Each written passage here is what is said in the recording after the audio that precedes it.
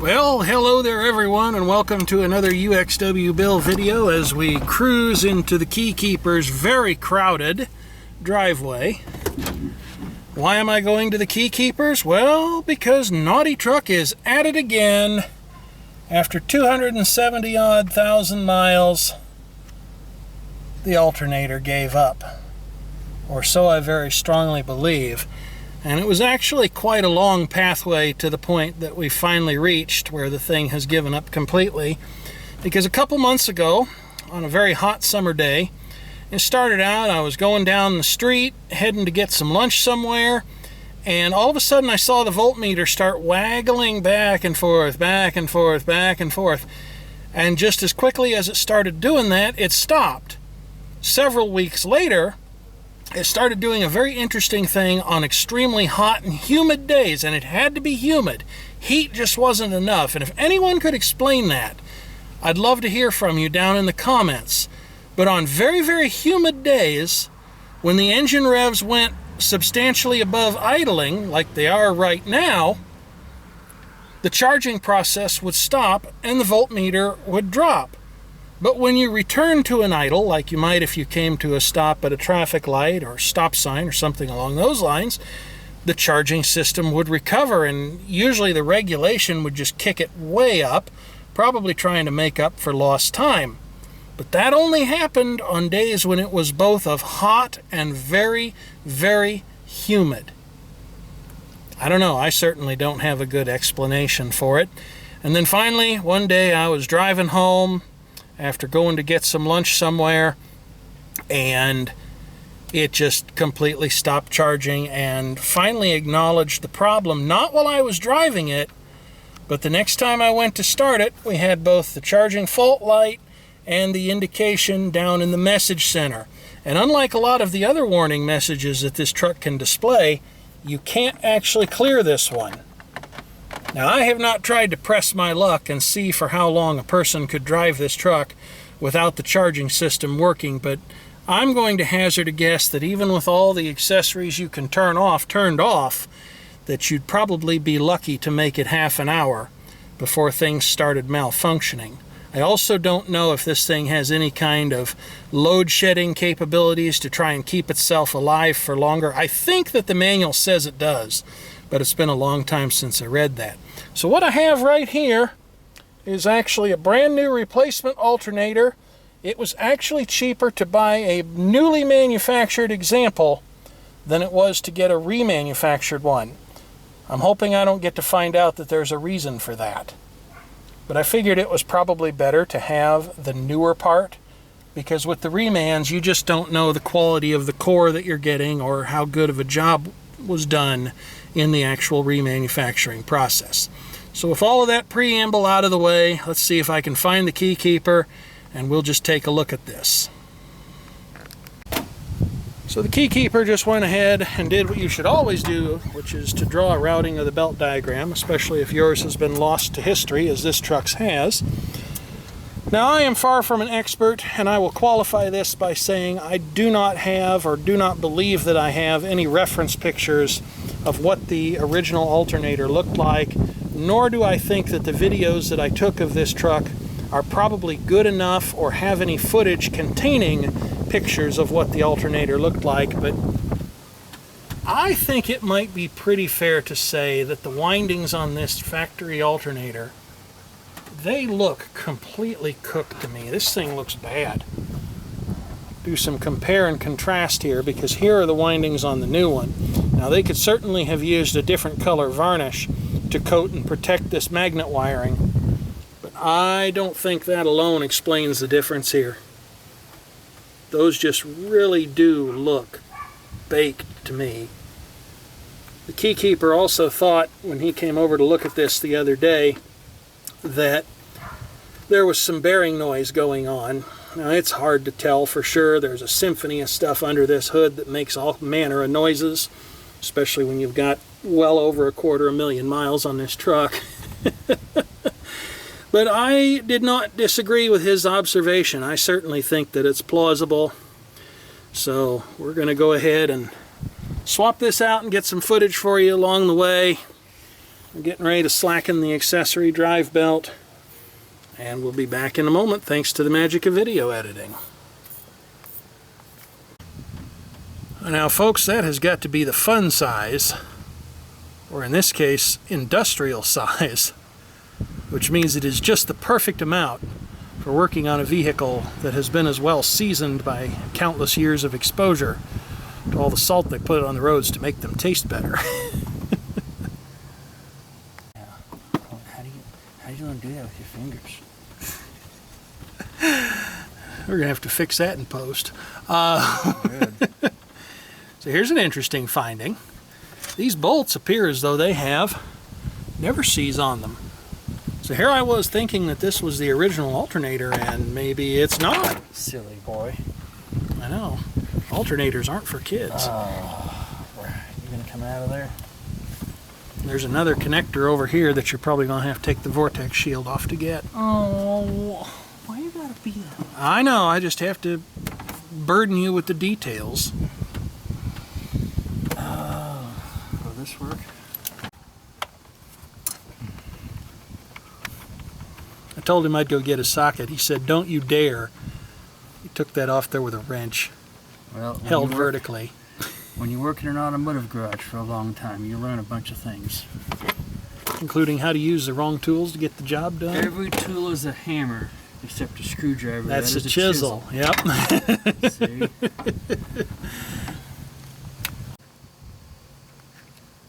I'm just going to go out on a limb here and make a guess that maybe something I should add to my maintenance schedule here is a good raking of the engine compartment. Maybe a leaf blowing. The Keykeeper earlier suggested he'd just light a match, toss it in here and walk away. I suppose that's an idea as well, but it's going to wreak havoc on our wiring harness. Although Time's already doing a pretty good job of that, because this loom that covers this particular bundle of wires here, that's not supposed to be uncovered like that. This stuff, as soon as you touch it, it turns to dust. It's just gone.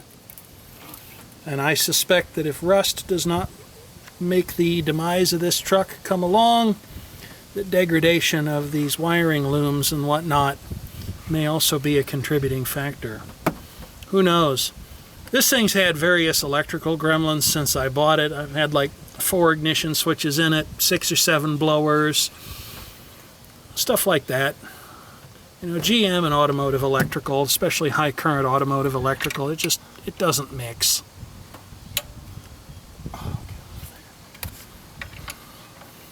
And this is probably too easy to think that a new alternator is going to fix it. Won't that be fun? We have a fusible link down here somewhere. Yeah, this is the fusible link right here that he's loosening.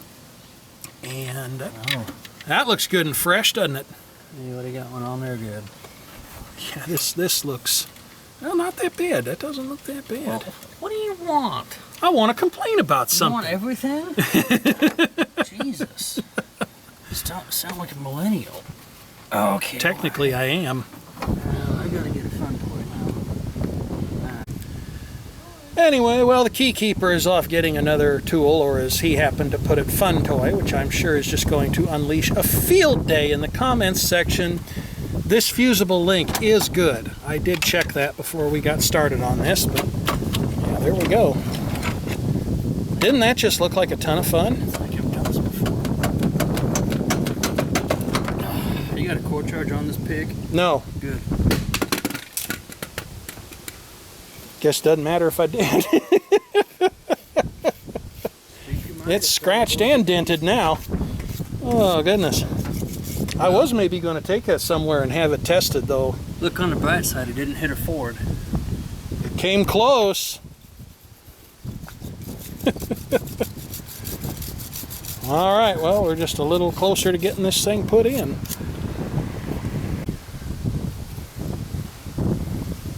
Now, here's something that if you're smart, you will always use when you put your automotive parts back together. Forever shit's not dried out.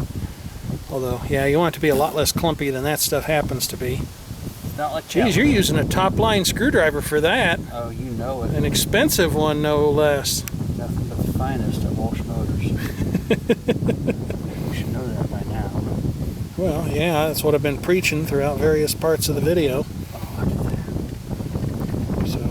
Mr. Bad Wrench here had to make a few precision adjustments to these little guys right here. Quality hammer you're handling though. You certified to handle that? No, that's way above my pay grade right there. I should have never touched that thing.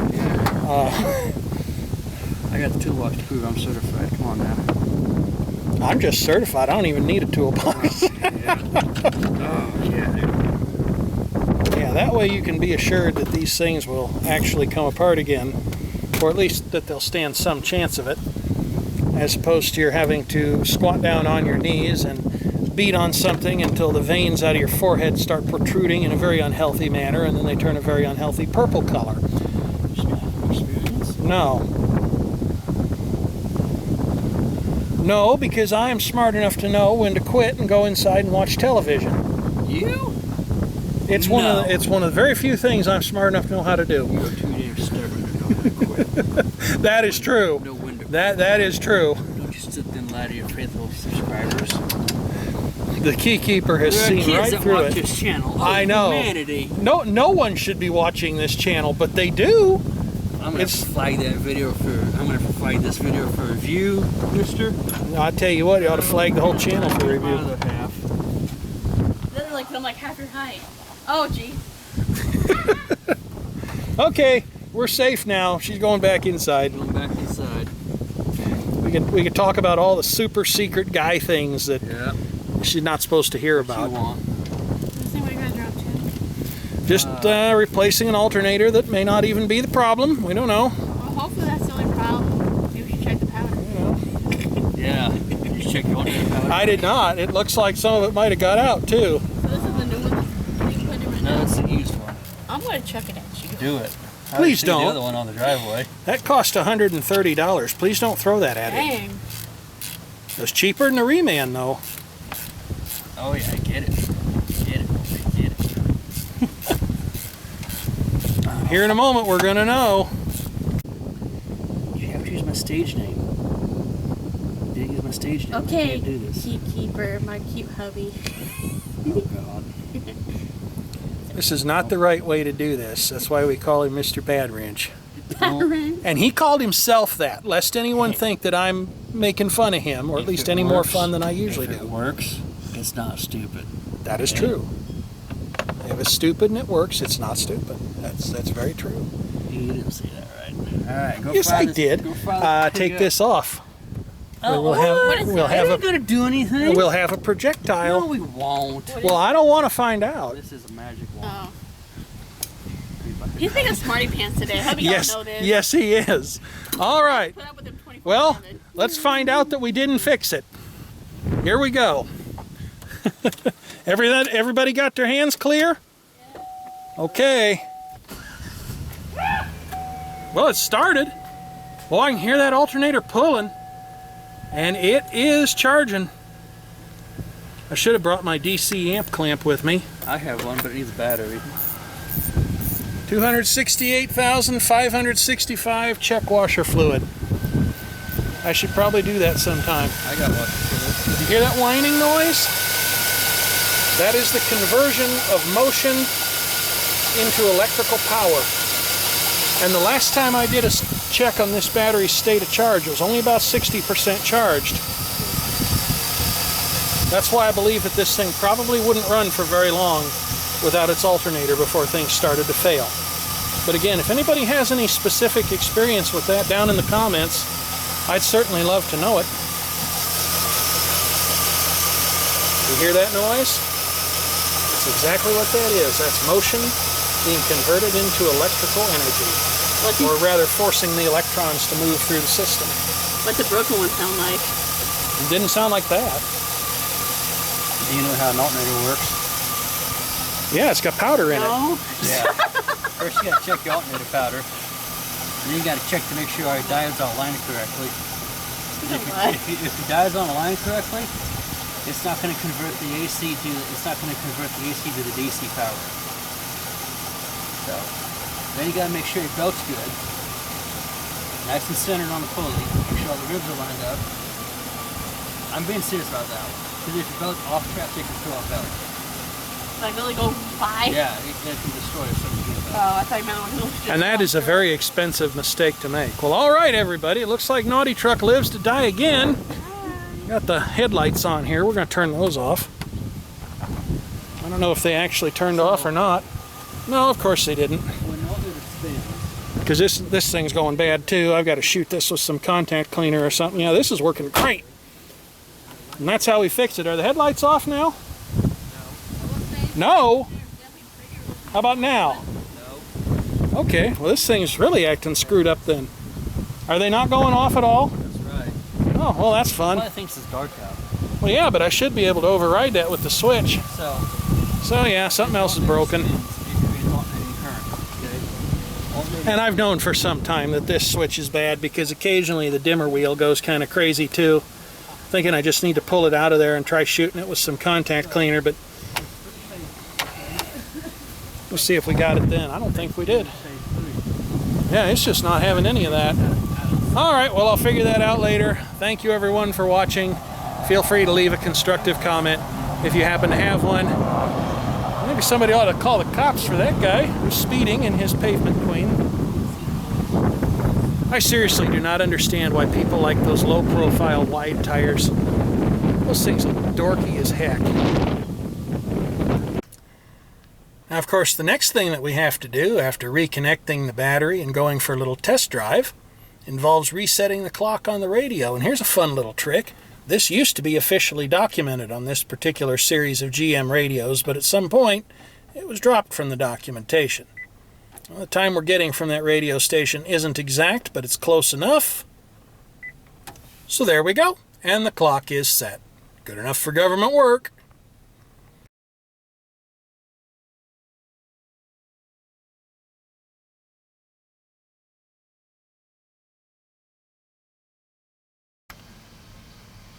Well, folks, I don't know that we're out of the woods yet, because I've just done about 20 minutes worth of driving at highway speeds, so definitely had the revs up on this thing, and the regulation on that alternator has not backed off at all.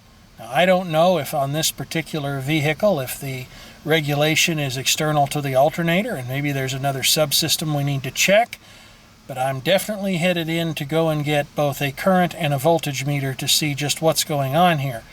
You'll also notice another problem. This thing ought to be at full operating temperature by now, so I don't know if I've lost the sending unit or if there's another problem somewhere that maybe is even related to potential continuing difficulties with the charging system on this truck. I can also tell you that within just a couple minutes of operation, the casing of that alternator was just piping hot, which also maybe makes me think that maybe we're not quite out of the woods with this problem just yet.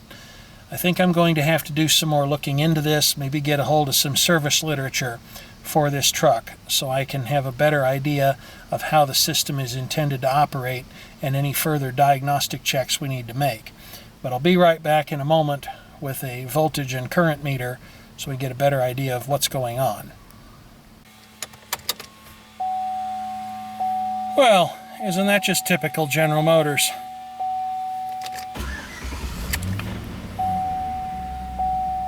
Now the water temperature gauge is working at least. Well, the water temperature gauge has definitely dropped out again.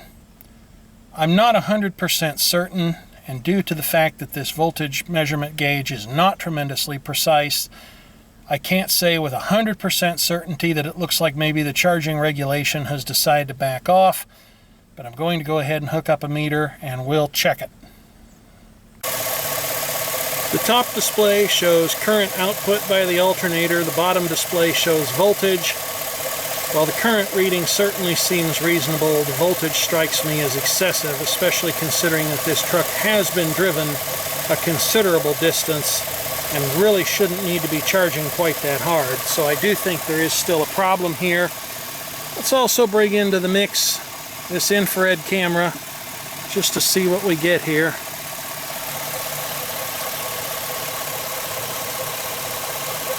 Well, you can definitely see the heat, but the temperature does not seem excessive. Certainly not so high that I would be concerned about that alternator facing grave danger with regard to its continued existence.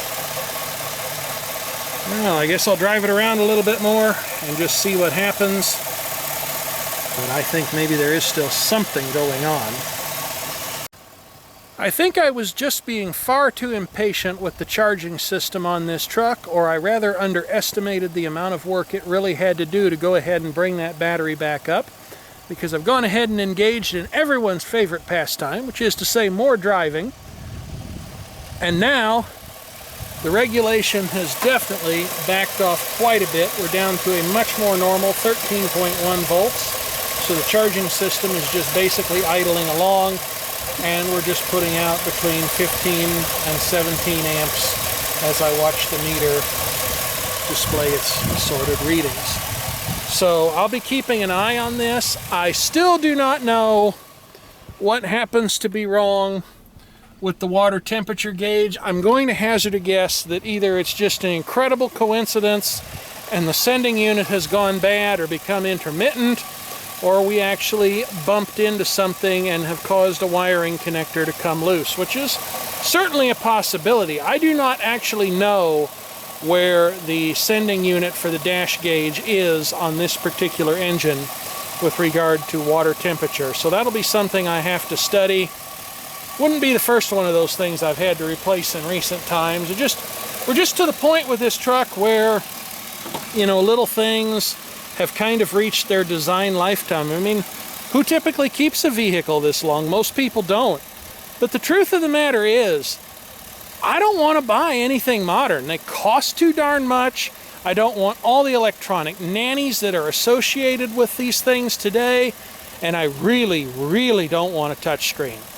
In fact, if you're wondering if I have a strong opinion about that, from the way I said that with such conviction, well, yes, I do. I don't think those things ever had any place in a vehicle. You can certainly differ with that if you like. Let's just keep the discourse civil. But at this point, folks, I think I'm well and truly ready to go ahead and wrap up the video. So now I definitely would like to thank you for watching if you made it this far. And as always, I am certainly interested in hearing your constructive commentary.